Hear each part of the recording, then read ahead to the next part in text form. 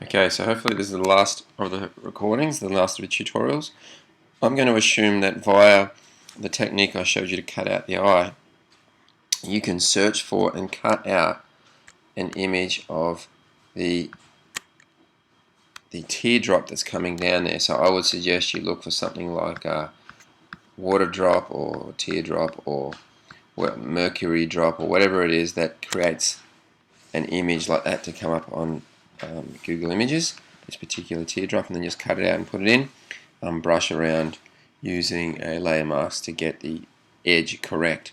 What I'm going to show you now though is how to actually get this text to work and the B to be backwards and the outlines and the other effects that are with it. So I'm not going to personally bother trying to get the text to be exactly the same.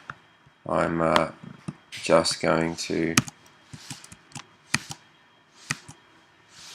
show the techniques involved so that and you can do it yourself. So obviously if I go to the text tool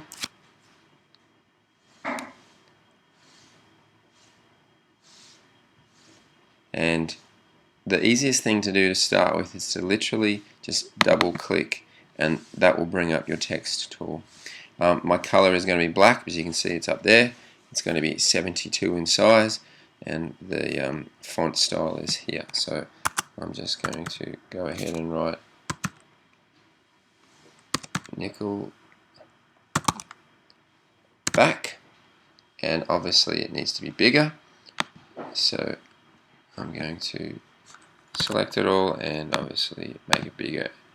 You can see that's the biggest it can go, but you can just type in here and I'll put in 200 and that should do it. Click OK. Now obviously this isn't the font that you're going to use, but you will find a font that's more suitable. I'm just going to use this one, the first one that came up. So what I'm going to do to start with is find a way to flip that B. So one way to do it is to turn the actual font from a text layer, because you can see it is there, and turn it into an actual layer full of pixels like the other ones. So to do that is to go up to layer and go raster size type, and you can see now it's turned into an actual picture image just like the rest. So what I'm going to do is toggle everything else except the text, and I'm going to select the B and go Command T and literally just flip it the other way.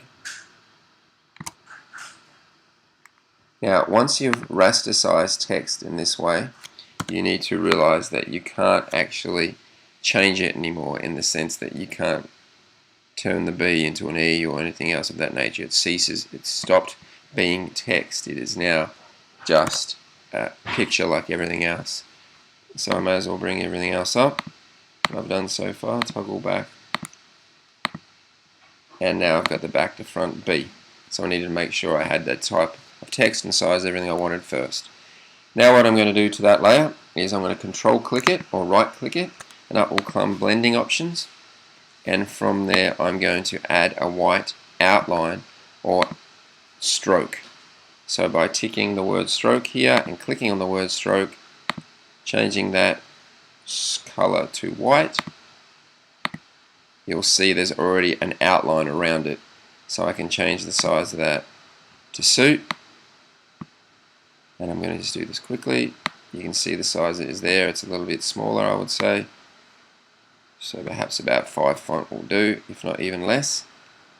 And then I'm going to, again, same technique, control click, bring up blending options, and now click on outer glow and click on the word outer glow as well, and then try and actually create an outer glow as well. So larger in size, maybe lift the opacity a little bit, and what color is it? You can see the outer glow has been created. Mine's perhaps a little bit intense, but you can work on that. and knock it back and adjust it as you need to. Okay, hopefully those few techniques I've given you should guide you in doing it yourself. Obviously I haven't used the right text, I haven't done the other subheading, and I haven't got the drip there, but you can add those in yourselves.